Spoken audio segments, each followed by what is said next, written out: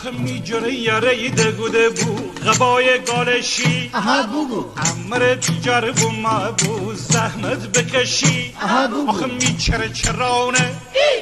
می چرا چرانه